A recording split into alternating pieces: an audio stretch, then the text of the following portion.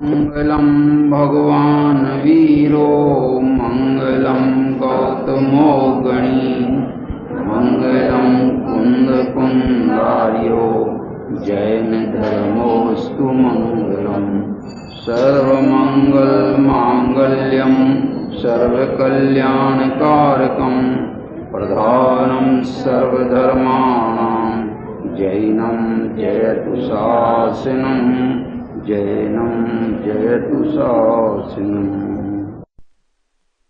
ना आदिनाथ स्तोत्र या भक्तामर स्तोत्र चल रहा है, उसके 15 पद हो चुके। आज 16वां पद लेना है, तो सब 16वां पद बोलेंगे, फिर उसका हम अर्थ करेंगे। निर्धूम वर्ति अपवर्जित तैलपूरा कृष्णं जगत्त्रयमिदं प्रकटीकरोषि गम्यो न जातु मरुताचलिताचलानां दीपो परत्वमसि नाथ जगत्प्रकाशः। 16वें पद में जिनेंद्र भगवान कैसे दीपक हैं इसकी बात की है। कहते हैं कि निर्धूम वर्तिरप वर्जित तैल पूरा। आप कोई ऐसे अलौकिक दीपक हैं कि जिस दुनिया के दीपक में तो धुआं होता है और आप धुआं रहित। अपन लौकिक में दीपक जलाते वो तेल से जलता है और उसमें धुआं होता है, और आप ऐसे चैतन्य दीपक हो कि जिसमें धुआं होता ही नहीं। तो निर्धूम धुआं रहे, और निर्वर्ती, वर्ती माने बाती, बत्ती से जलता है अपना दीपक को, लेकिन आप तो बिना बाती के और बिना धुआं वाले दीपक हो, न जिसमें बत्ती है और न जिसमें धुआं है, ऐसे आप दीपक हो। और अपवर्जित तैल पूरा, और वास्तव में उस लौकिक दीपक में तो तेल भरना पड़ता है, वो तेल से पूर्ण हो, भरा हो, तब जलता है। तेल हो, बाती हो और साथ में उसमें धुआं होता है, ऐसे उसमें 3 बातें। और आप ऐसे दीपक हो कि ना आप में धुआं होता है, ना आप में बाती होती है, और ना आप में तेल की जरूरत होती है। तेल भी नहीं है आप में। यहाँ तेल के 2 अर्थ। तेल को संस्कृत में स्नेह कहते हैं, स्नेह माने तेल होता है। जिनेंद्र भगवान एक ऐसे दीपक हैं जिनमें स्नेह नहीं होता। स्नेह नहीं होता माने राग नहीं होता। वे राग रहित है ना, तो वीतरागी दीपक हैं, चैतन्य दीपक हैं। इसलिए आप कैसे हो?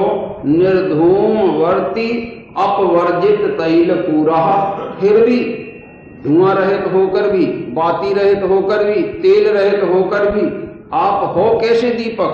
कृतिष्णम जगत्त्रयमिदम, इदम जगत्त्रयम, ये तीनों लोक को, कृतिष्णम माने परिपूर्ण संपूर्ण लोक को, प्रकटीकरोषि प्रकट करते हो, प्रकाशित करते हो अपने प्रकाश के द्वारा। माने आप ऐसे अनोखे दीपक हो कि बिना धुआं के, बिना बाती के, बिना तेल के, और सारे जगत को स्पष्ट प्रकाशित करते हो। यानी उनका ज्ञान जो है, जिनेंद्र भगवान का ज्ञान, वो स्वपर प्रकाशक ज्ञान है। इसलिए वे अपने को भी प्रकाशित करते हैं और तीनों लोक को भी प्रकाशित करते हैं। गम्यो न जातु मरुताम चलिता चलानाम, और आप कैसे हो कि चलिता चलानाम मरुताम, ऐसी मरुत माने वायु कि जो अचल माने होता है पर्वत, अचल माने पर्वत, पर्वतों को भी चलित कर देवे, चला देवे, डगमगा देवे, ऐसी तेज हवा चले। गम्यो न जातु मरुताम, ऐसी हवा में भी आप बुझते नहीं। कौन? लौकिक दीपक तो तेज अंध चल जाए तो बुझ जाता है, लेकिन आप ऐसे दीपक हो कि ऐसा भी अंध चले कि जो पर्वतों को हिला देवे। अचला नाम चलित, अचल माने पर्वतों को भी चलित कर देवे, ऐसी हवा के द्वारा आप चलित नहीं होते, माने आप बुझते नहीं हो। दीपो परत्वमसि नाथ जगत प्रकाशा, इसलिए हे नाथ, हे जिनेंद्र भगवान, आप इस जगत में कोई अद्वितीय दीपक हो। ये लौकिक दीपक से आपकी तुलना नहीं की जा सकती। इस पे प्रवचन में गुरुदेव ने बहुत ही सुंदर विवेचन किया। इसी पे वे लिखते हैं, देखो उनके शब्द सुनो जरा स्वामी जी की। हे नाथ, आप अविचल शाश्वत चैतन्य ज्योति हैं। प्रभु, आप समस्त जगत के दीपकों से भिन्न जाति के दीपक हैं। लोक में पुत्र के लिए कुल का दीपक कहा जाता है। देखो क्या कह रहे हैं, लोक में पुत्र के लिए कुल का दीपक कहा जाता है। कुल दीपक कौन कहलाता है? अपना पुत्र कहलाता है। कुल का दीपक कहा जाता है। क्यों कहते कुल दीपक उसको? क्योंकि वो बड़ा होकर पैसा कमाकर कुटुंब का भरण पोषण करता है, इसलिए उसको कुल दीपक कहते हैं। वो कुल का नाम उज्जवल करता है, किंतु इसमें कुछ भी विशेषता नहीं है। लौकिक दीपक के लिए बत्ती, तेल आदि की पराधीनता होती है और हवा और तूफान में वो दीपक बुझ जाता है। अपन वो पूजा में पढ़ा करते ना, युगल जी ने जो पूजा लिखी है कि जग के जड़ नश्वर दीप को प्रभु समझा था मैंने उजियारा, झंझा के एक झकोरे में जो बनता घोर तिमिर का। अतएव प्रभु यह नश्वर दीप समर्पण करने आया हूं और तेरी अंतरलों से निज अंतर दीप जलाने। आपका केवल ज्ञान का दीपक है, मैं आपके केवल ज्ञान रूपी दीपक से अपने अंतरंग का चैतन्य भेद ज्ञान का दीपक जलाने को आया हूं। यहां कहते हैं वो हवा तूफान में बुझ जाता है लौकिक दीपक, उसमें से काजल निकलता है। काजल कालिमा का प्रतीक। एक किसी भी अपेक्षा लौकिक दीपक से आपकी उपमा नहीं दी जा सकती, क्योंकि आप तो काजल माने दोषों से रहित हैं, पराधीनता आप में है नहीं। कोई ऐसा भी माने कि जब तक दीपक जलता है तब तक वो स्वपर प्रकाशक पने के साथ काजल निकलता है, उससे अपने को भी प्रकाशित करता है, पर को प्रकाशित करता है और उसमें धुआं निकलने से काजल तैयार होता है दीपक में, और उसके बुझ जाने पर काजल उत्पन्न नहीं होता। उसी प्रकार दीपक की भांति जब आत्मा स्वपर प्रकाशक स्वपर को जानता है तब तक तो आत्मा को रागादि होते ही, और मोक्ष में जाने पर स्वपर प्रकाशक पना और रागादि सब नष्ट हो जाते। ऐसा अगर कोई मानता है तो उसकी वो मान्यता गलत है, क्योंकि लौकिक दीपक में भले ऐसा होता है कि काजल निकलता है और वो बुझ जाता है तो स्वपर प्रकाशन उसका समाप्त हो जाता है, लेकिन चैतन्य दीपक ऐसा है कि उसमें से राग द्वेष मोह का अभाव हो चुकने पर, वो केवल ज्ञान रूप परिणमित हो जाने पर लोकालोक को सदा काल प्रकाशित करता रहता है। सदा काल आत्मा को भी प्रकाशित करता है और आत्मा के अलावा जगत के जितने पदार्थ हैं उनको भी प्रकाशित करता है। छेडालाकार ने केवल ज्ञान दीपक की महिमा लिखी है। केवल ज्ञान कैसा है? कि जिसमें तीनों लोक के सर्वपदा सकल द्रव्य के गुण अनंत पर्याय अनंता जाने एक ही काल प्रगट केवली भगवंता। केवली भगवान एक ही काल में इन सबको जानते। और इससे एक बात है, जिनको सर्वज्ञ भगवान पे विश्वास है वे ये तो जानते हैं कि हम कोई काम छिप के कर ही नहीं सकते। ऐसे नहीं, क्योंकि दुनिया अज्ञानियों के ज्ञान से छिपा सकते हो। क्या सर्वज्ञ के ज्ञान से तुम कुछ चीज छिपा सकते हो? हैं?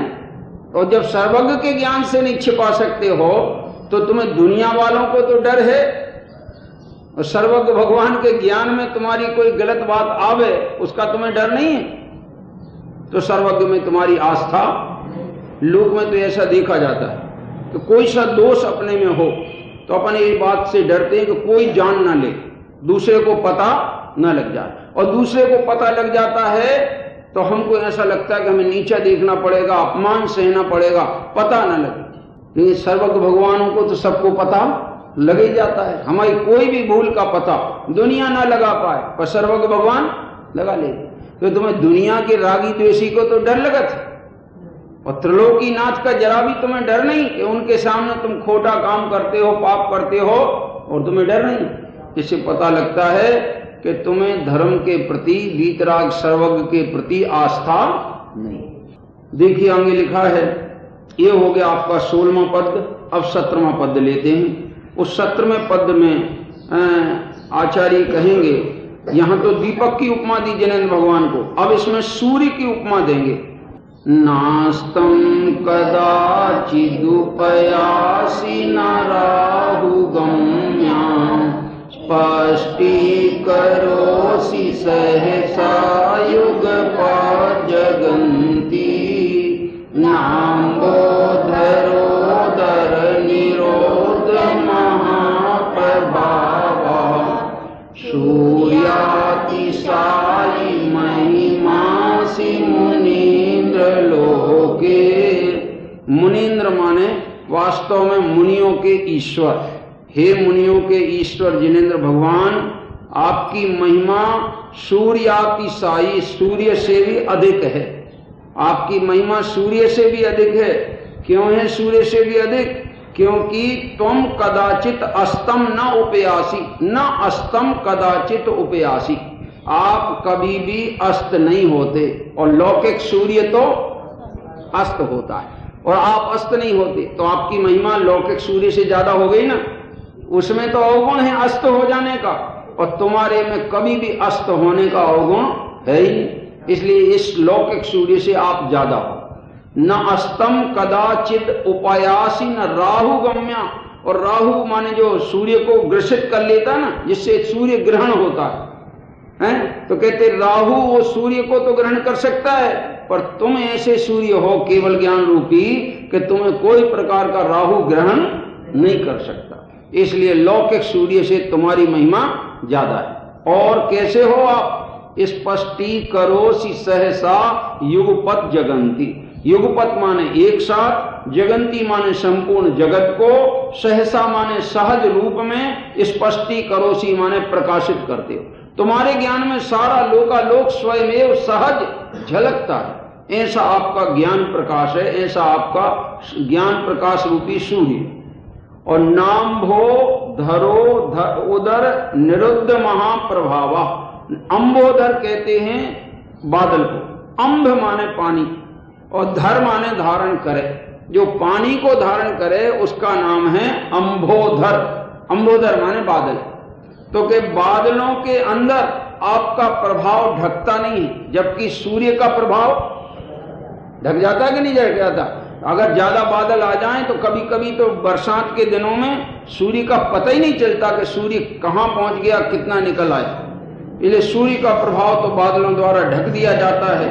आप ही एक ऐसे सूर्य हो जिसके प्रभाव को कोई प्रकार का बादल ढक नहीं सकता। इसलिए आप इस लौकिक सूर्य से ज्यादा प्रभावशाली हो। इसलिए सूर्यातिशायी महिमासि मुनीन्द्र लोके। इसलिए इस जगत में हे मुनीश्वर, आप सूर्य से भी अधिक महिमा वाले हैं। इस तरह जिनेंद्र भगवान चूंकि चैतन्य सूर्य हैं, और चैतन्य सूर्य होने के कारण उनकी महिमा लौकिक किसी भी चीज से दिए जाना संभव नहीं, क्योंकि लौकिक चीजों में तो दोष पाए जाते हैं और वे तो सर्वथा निर्दोष हैं। तो सर्वथा निर्दोष का सदोषी से अगर उपमा की जाए तो उसमें वो उपमा सही नहीं बैठती। सही उपमा तब बैठे कि निर्दोष वस्तु से निर्दोष वस्तु की उपमा दी जानी चाहिए। देखो एक बहुत बढ़िया बात बताते हैं आपको। मंदिर जाते ना, तो जो चावल लेके जाते हैं उसको पुंज बोला जाता है। क्या बोलते हैं उसको? पुंज बोलते हैं। क्यों बोलते हैं उसको पुंज? और चावल क्यों ले जाते हैं और कोई अनाज क्यों नहीं ले जाते? एक प्रश्न है, जरा विचारना जरा है, बहुत गंभीर बात इसमें। कि चावल ले जाते इसलिए हैं कि चावल ही एक ऐसी चीज है जो शुद्धात्मा का प्रतीक है और जिनेंद्र भगवान का प्रतीक है। कि कैसे प्रतीक है? कि जिनेंद्र भगवान के ऊपर का यानी कर्मों का छिलका दूर हो गया है। भाव कर्म, द्रव्य कर्म, नो कर्म हट गए, समझ में आया? और ये चावल का भी छिलका हट गया है। तो ये चावल का छिलका अगर एक बार हट जाए तो दोबारा चावल अनंत काल में कभी उग नहीं सकता। ऐसा स्वभाव है चावल का। छिलका सहित हो तो नियम से उगता रहता है और छिलका रहित हो तो कभी नहीं उगता है। तो जिनेंद्र भगवान जैसे चावल कभी नहीं उगने वाले स्वभाव को लिए हुए है, आपका स्वभाव भी ऐसा ही है। अब आप दोबारा जन्म मरण करने वाले नहीं। इसलिए इस चावल को तो मैंने प्रतीक बनाया है। जब ये चावल जन्म मरण से रहित हो सकता है और आप भी जन्म मरण से रहित हो गए हो, तो इसके बहाने मैं आपका स्वभाव पहचान कर अपने स्वभाव का आश्रय लूंगा कि मैं भी जिससे जन्म मरण से रहित हो जाऊंगा। और एक चावल का नाम है अक्षत। चावल का दूसरा नाम क्या है? अक्षत, माने जिसका कोई प्रकार से क्षति ना हो, उसका नाम अक्षत। और आपका स्वभाव भी कैसा है? अक्षत। मोह राग द्वेष से उसको कोई क्षति नहीं होती, वो पैदा ही नहीं होता। और मेरा आत्मा का स्वभाव भी कैसा है? अक्षत। अक्षत का अक्षत संबल ले, अक्षत साम्राज्य लिया तुमने, अक्षत विज्ञान दिया जग को, और अक्षत ब्रह्मांड किया तुमने। ब्रह्मांड माने आत्मा। मैं केवल अक्षत अभिलाषी, मेरे को केवल अक्षय पद की प्राप्ति की अभिलाषा है। मैं केवल अक्षय अभिलाषी, अक्षत अतएव चरण लाया, इसलिए मैं अक्षत को प्रतीक बना के लाया हूं।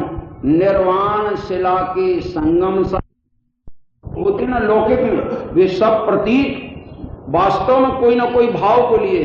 अरे अपने घर में लड़का आवे, शादी करके आवे, तो घर की महिलाएं आरती उतारती। काय के लिए उतारती?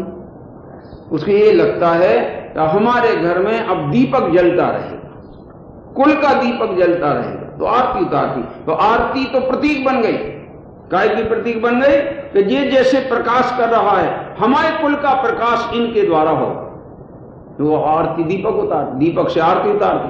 यहां जिनेंद्र भगवान के पास जा रहे हैं, अक्षय पद तुमने पा लिया है, मुझे पर्याय में अक्षय दशा पानी है। तुम्हारा अक्षय पद तुम्हारे स्वभाव के आश्रय से प्रगटा है, तो मुझे मेरे स्वभाव के आश्रय से अक्षय पद की प्राप्ति होगी।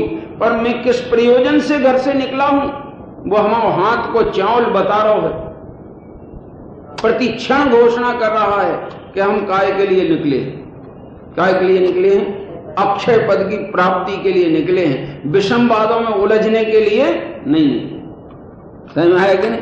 इसलिए आपने जो दशा पाई है, आपकी जो महिमा है, वो सूर्य से भी अधिक महिमावंत आप हैं। अब अगला पद लेते। वैसे तो अगर इनका प्रवचन चले रियल में, तो एक पद का 1 घंटे प्रवचन कम से कम होना चाहिए, तब इसका मर्म विस्तार से बताया जा सकता। लेकिन अभी अपन सामान्य अर्थ पहले समझ लें, फिर विशेषार्थ कभी बाद में लेंगे। देखिए अब 18वां पद। इस 18वें पद में पहले तो सूर्य से अधिक महिमावान कहा था, अब चंद्रमा से अधिक महिमावान कहेंगे, क्योंकि चंद्रमा में भी बहुत से दोष हैं और आप में चंद्रमा जैसे कोई भी दोष नहीं, गुण ही गुण है। इसलिए अब ये 18वां काव्य फिर से आ रहा है। देखिए, नित्योदयं दलित मोह महांधकारं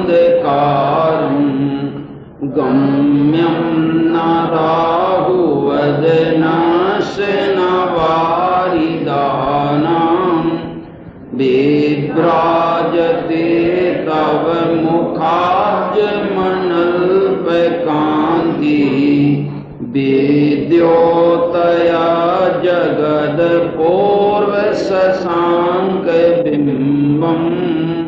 अब देखिए इसमें क्या कहते हैं कि हे भगवान, तो मुखाब्ज, तुम्हारा जो मुख रूपी चंद्रमा है, मुखाब्ज आपका जो मुख मंडल है, वो कैसा है? नित्य उदयम, हमेशा प्रकाशित रहता है। आपका केवल ज्ञान रूपी सूर्य कभी डूबता नहीं। आपका केवल ज्ञान रूपी चंद्रमा शीतल किरणें देने वाला तो है, जगत के जीवों को शीतलता प्रदान करने वाला है, लेकिन वो कभी भी वास्तव में वो जो चंद्रमा है वो सदा उदित रहता है, कभी नाश को या छोटा बड़ा हीनादिकता को प्राप्त नहीं होता। तो नित्य उदयम, आप कैसे हो? हमेशा उदयमान रहते, प्रकाशित होते रहते हो। और दलित मोह महांधकारम, आपने दलित माने नाश कर दिया है। किसको? महामोह रूपी अंधकार को आपने नाश कर दिया है। आप ऐसे चंद्रमा हो। गम्यम न राहु वदनस, आप राहु के मुख में नहीं जाते हो। चंद्रमा का भी ग्रहण होता ना, चंद्रमा को ग्रहण कर लेता है राहु, लेकिन आपको राहु ग्रहण नहीं कर सकता, आप किसी के द्वारा ग्रहण नहीं किए जा सकते। न वारिदानाम, वारिद माने होता है जल, वारी माने पानी को, दा माने देवे। देखो जलवाची जितने भी शब्द हैं, जलवाची जितने भी शब्द हैं, उनमें दा शब्द जोड़ दो तो वो आने मेघवाची बन जाते हैं, बादलवाची बन जाते हैं। और जल में जा शब्द जोड़ दो तो सब कमलवाची बन जाते हैं। ऐसा नहीं, जलज, ऐसा नहीं, तो जलज माने हो गया कमल, और जलद जल देने वाले तो वो हो गया बादल। ऐसे जितने शब्द हैं जल के नाम वाले, बहुत से नाम हैं, करीब 50 नाम हैं जल वाले, समझ में? वारी, वारी, कम, पयोम, बोम्भू, पाथोरना, सलिलम, जलम, शरम, वनम, कुशम, नीरम, तोयम, जीवन, अपविषम, समझ में? अनेकार्थ नाम माला है धनंजय कवि की, उसमें सब नाम दिए। कितने नाम हैं एक एक चीज के, ऐसा नहीं? वो उसकी परीक्षा दी थी हम लोगों ने, छेडाला के बाद नाममाला की परीक्षा दी थी, तो वो उसमें सारी बातें आई। यहां क्या लिखा? जलद शब्द है ना, वारिदा नाम, कहते आप ना तो बादलों द्वारा ढके जा सकते, चंद्रमा के ऊपर बादल आ जाए तो चंद्रमा ढक जाता है, राहु उसको ग्रसित कर ले तो उसकी कांति लुप्त हो जाती, लेकिन आप ऐसे कांतिमान चंद्रमा हो कि नित्य उदयम। और लौकिक चंद्रमा एक तो हमेशा उदित नहीं होता, उजेले पक्ष में उदित होता है और वो भी धीरे धीरे बढ़ता है और बाद में घटता है, लेकिन तुम ऐसे चंद्रमा हो कि एक बार परिपूर्ण रूप से उदित हो गए हो, अब सदा ऐसे ही उदित रहोगे, कभी भी घटोगे बढ़ोगे नहीं। विभ्राजते तब मुखाब्ज मनल्प कांति, कहते हैं कि आपकी मुख की जो कांति है, दीप्ति है, वो तो ऐसी सुशोभित होती है कि विद्योतय जगत पूर्व शशांक बिंबम, कि मानो आप इस 3 लोक में कोई अलौकिक चंद्रमा हो, क्योंकि लौकिक चंद्रमा जैसे दोष तुम्हारे में एक भी नहीं। लौकिक चंद्रमा में तो बीच में वो रहता ना कलंक, अरे एक चंद्रमा का नाम ही है कलंकी। चंद्रमा का नाम सुना आपने? कलंकी। अब लौकिक में कोई को कलंकी कहो तो वो नाराज हो जाएगा, तो चंद्रमा को नाम है कलंकी। और दूसरे ऐसा बोल दो तो अच्छा लगता है लोगों को कि उसका मुख चंद्रमा जैसा है, चंद्रमुखी है ना, चंद्रमुखी बोलो तो अपनी प्रशंसा समझते हैं, और चंद्रमा का दूसरा नाम लेके बोला जाए कलंकी, समझ में आएगी तो अपनी निंदा समझते, जबकि शब्द एक ही प्रयोग हो रहा है। चंद्रमा भी और कलंकी भी सब एक ही शब्द के वाचक। मृगांक, शशांक, ये सब चंद्रमा के नाम है, ठीक है? शश माने खरगोश और अंक माने जिसकी गोद में खरगोश हो, तो खरगोश रहता चंद्रमा की गोद में, पर वो जो देखता ना कालापना सा, तो लोगों को ऐसा लगता है कि वो देखो वो है खरगोश है, खरगोश या हरिण है, तो हरिण की मुख्यता से उसका नाम है मृगांक चंद्रमा का, और खरगोश शब्द की मुख्यता से शशांक, समझ में आया कि नहीं? ऐसे उसके नाम हो। कलंक की मुख्यता से उसको कलंकी, इस तरीके से उसके नाम है। और रात्रि में उगता है इसलिए उसका नाम निशाकर, और दिन में उगता है इसलिए सूरज का नाम दिवाकर, समझ में आया कि नहीं? निशाकर, दिवाकर, ऐसे नाम हैं। इन हर एक शब्दों की बड़ी महिमा है, और ये शब्दों के अर्थ समझो तो बड़ा आनंद आता है। हमें तो ये बात की खबर ही नहीं, ये ऐसा अर्थ है इसका।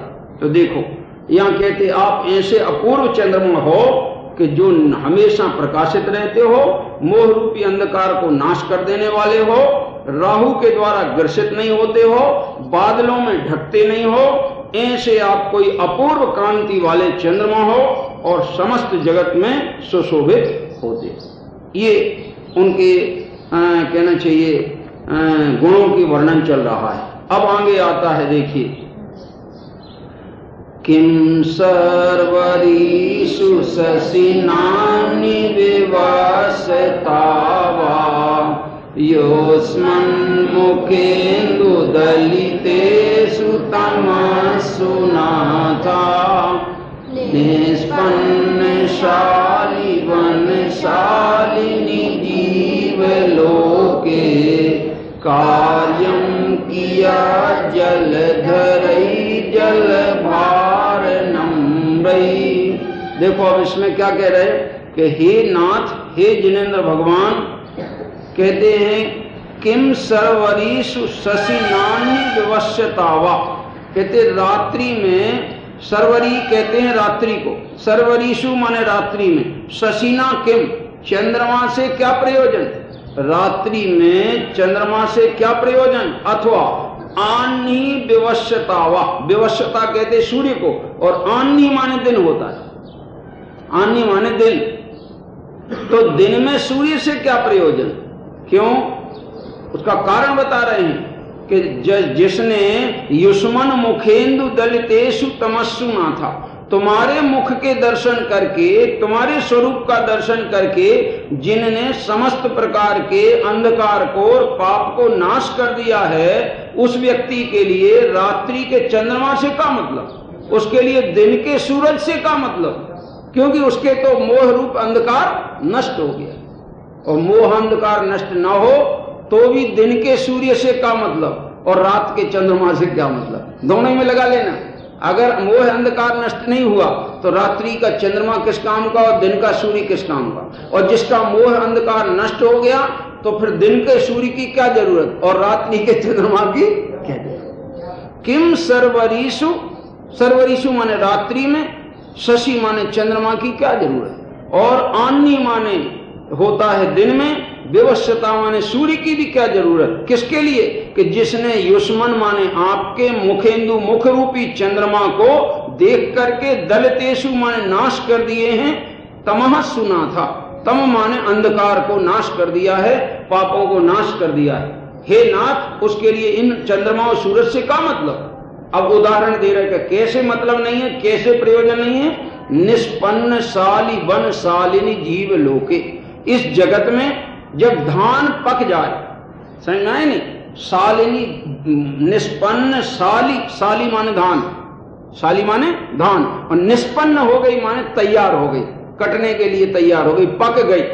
तो जब वो धान पक जाए, कहां पर, वन माने जंगल में जो लगी हुई धान है वो पक जाए, फिर कार्यम कियत जलधरई, जलधर, जलधर माने बादल। बताओ पकी हुई धान को बादलों से क्या मतलब है, कछु मतलब, अजय की प्यास बुझ गई वो समुद्र और नदी से क्या मतलब है, कुछ मतलब है, जिसकी भूख मिट गई उसको भोजनों से क्या मतलब है, कोई मतलब। तो जिसका मोह रूपी अंधकार नष्ट हो गया उसको लौकिक सूर्य और लौकिक चंद्रमा से क्या मतलब, अर्थात कोई भी मतलब नहीं। इसका अर्थ ये निकला कि लौकिक सूर्य और लौकिक चंद्रमा का प्रकाश आत्मा के हित के काम का नहीं, चैतन्य का प्रकाश ही आत्मा के हित का काम का है। क्योंकि मोह रूपी अंधकार जिससे नाश हो वो तो सूर्य अच्छा, और वो सूर्य आत्महितकारी है, लेकिन लौकिक अंधकार नष्ट करे और चैतन्य आत्मा का मोह अंधकार नष्ट ना करे, वो सूर्य किस काम, उससे अपना क्या बनने वाला है, क्या लाभ होने वाला है। और आप तो ऐसे चैतन्य सूर्य हो कि जिसके प्रकाश में मोह रूप अंधकार नष्ट हो जाता है। देखो इस तरह से जिनेंद्र भगवान के चैतन्य दीपक की महिमा चल रही है, ये कोई जड़ की महिमा नहीं आ रही है, इसके अंदर चैतन्य आत्मा की महिमा है। इस प्रकार के वो आपने पढ़ा होगा कि चंद्रमा और सूर्य तो उस मोह रूप अंधकार को दूर नहीं कर सकते, कर सकते हैं।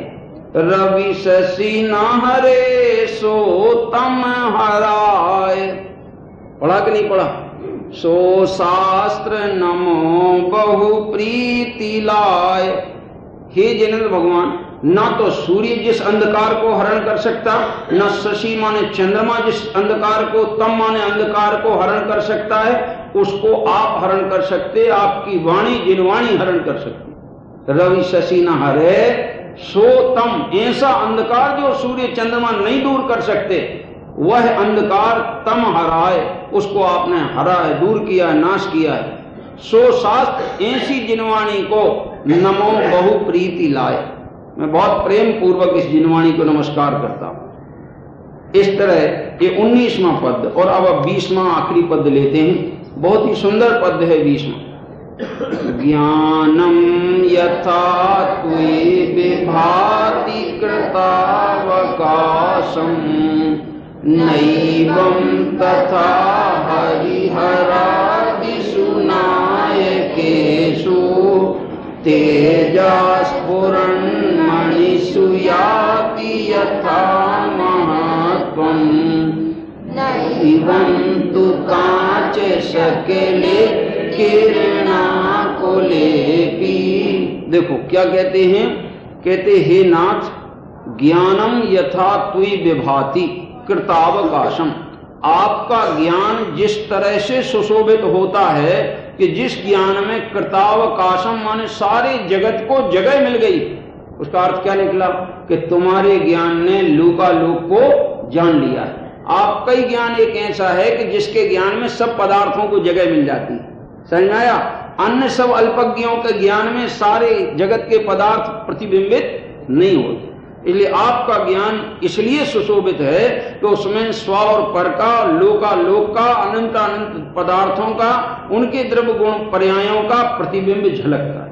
इसलिए ज्ञानम यथा, जिस तरह से आपका ज्ञान त्वयि माने तुम्हारे में, विभाति माने सुशोभित होता है, और कृतावकाशम माने सर्व पदार्थों को जिसने प्रकाशित किया है, नैवम तथा, ऐसा ज्ञान हरिहरा दिशु, किसमें? हरि माने अन्नमत में हरि होते, हर माने महादेव, हरि माने ब्रह्मा, हरिहरा दिशु आदि में लगा लेने जितने भी होते हो 33 करोड़। समझ में? हरिहरा दिशु नायकेशु, जो दुनिया में नायक माने प्रमुख कहलाते हैं, इनमें वैसा ज्ञान नहीं है जैसा ज्ञान तुम्हारे में, क्योंकि तुम्हारा ज्ञान है सर्वज्ञ रूप, पूर्णता रूप, अनंत रूप, केवल ज्ञान रूप। और जगत वालों के पास वो केवल ज्ञान है ही नहीं, पूर्ण ज्ञान है नहीं, वीतराग दशा पूर्वक ज्ञान है ही। इसलिए ज्ञानम यथा त्वयि विभाति, जैसा ज्ञान संपूर्ण लोकालोक को प्रकाशित करने वाला आप में सुशोभित होता है, वैसा ज्ञान हरिहर आदि में सुशोभित नहीं होता। तेज, अब दृष्टांत दे रहे हैं, बहुत सुंदर दृष्टांत दे रहा, उपमा।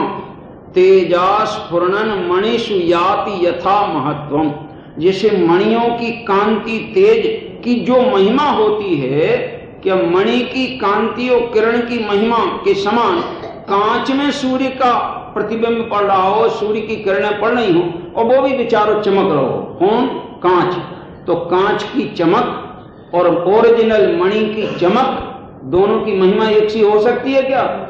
नहीं हो सकती। कहां कांच और कहां मणि। समझ में आया?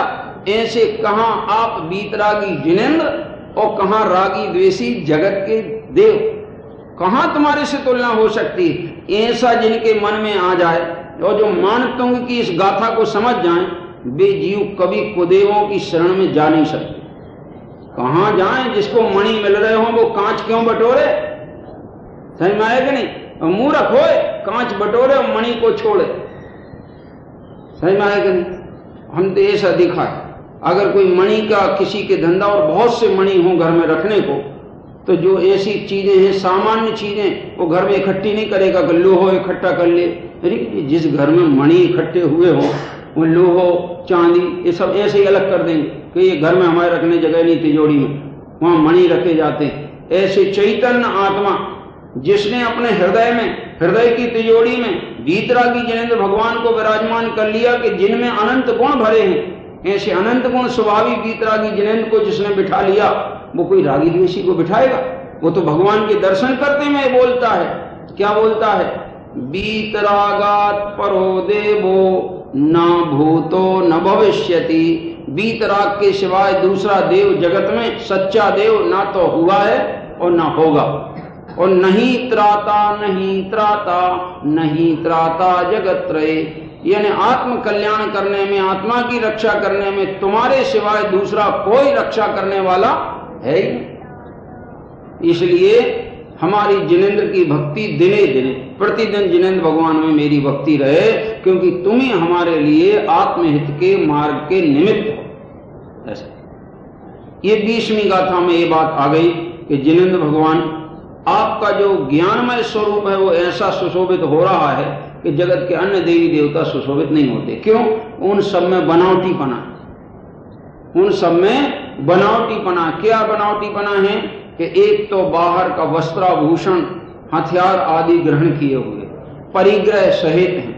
जो परिग्रह सहित हों, काम क्रोध आदि विकार सहित हों, उनमें काय की सुंदरता। जिसने काम क्रोध आदि विकार जो असुंदर हैं उनको नाश कर दिया है, उसका ज्ञान, उसकी वीतराग दशा और उसकी शांत मुद्रा वो सुंदर है। जिनेंद्र भगवान आप जैसा जगत में सुंदरता को धारण करने वाला, ज्ञान को धारण करने वाला दूसरा देव नहीं है। इसलिए मेरे लिए तो हमने अच्छा ही किया, सबको देख लिया, बस देखे जितने जगत के देव हैं उनमें हमारा मन संतुष्ट नहीं हुआ। हमारा मन तो एक वीतरागी सर्वज्ञ में संतुष्ट हुआ। अब देखना भी, जब भी ज्यादा अशांति हो, जिनेंद्र भगवान की शांत मुद्रा को देखना, क्योंकि ऐसा एक नियम है जगत का। रोते को देखो तो करुणा जाग जाती है, हंसते को देखो तो हंसना आ जाता है? शांत मुद्रा को देखो तो शांति झलक जाती है, और क्रोधी को देखो तो क्रोध भड़क जाता है। अब आपको क्या भड़काने हैं? शांति। देखो, शांति भड़काने नहीं है, शांति तो प्राप्त करने है। भड़काने वाली बात तो क्रोध में आती है, क्योंकि वो भड़कता है, और शांति भड़कती नहीं, शांति तो विद्यमान रहती है। समझ में आएगी नहीं? तो जिसको शांति पाना है उसे भड़कने का प्रश्न कहां है, और जो भड़कता है उसे शांति मिल कहां से सकती है? समझ में आ रही नहीं बात? इसलिए ये 20वां पद पूरा हुआ। अब और लेना क्या? एक आध 21वां ले में एक आध। अब बोल टाइम हो रहा है आपका, है ना? ले रहे 21वां देखो, ये भी और जोरदार पद है। मन्नेवरम हरिहरादय एव दृष्टा दृष्टेषु येषु हृदयं त्वयितोषमेति किं वीक्षितेन भवता भुवि येन नान्यं कश्चिन्मनोहरति नाथ भवान्तरेऽपि। देखो, एक एक शब्द का अर्थ। मन्ये माने मानता हूं, मैं ऐसा मानता हूं, मैं ऐसा सोचता हूं कि वरम ये अच्छा ही रहा। क्या अच्छा रहा? कि हमने क्या किया? हरिहरादय एव दृष्टा, हरिहर आदि को भी देख लिया, ये ठीक ही रहा। कैसा ठीक रहा? क्यों ठीक क्यों रहा इन हरिहर आदि को देखना? कि ठीक इसलिए रहा कि दृष्टेषु एषु, जितने देखे उन सब में हृदयम, मेरा हृदय संतुष्ट नहीं हुआ, और तुई तोष मेती, बस तुम्हारे पास आए तब संतोष मिला। तो जी अच्छा ही रहा कि हमने और सबको देख लिया, तो अब कोई बाहर दौड़ने की जरूरत नजर आएगी नहीं कभी। जिनने बाहर नहीं देखा उनके मन में कल्पना हो सकती है कि ऐसा कोई संतोष देने वाला, ऐसा कोई शांति प्रदान करने वाला और भी हो सकता है, चलो देखें।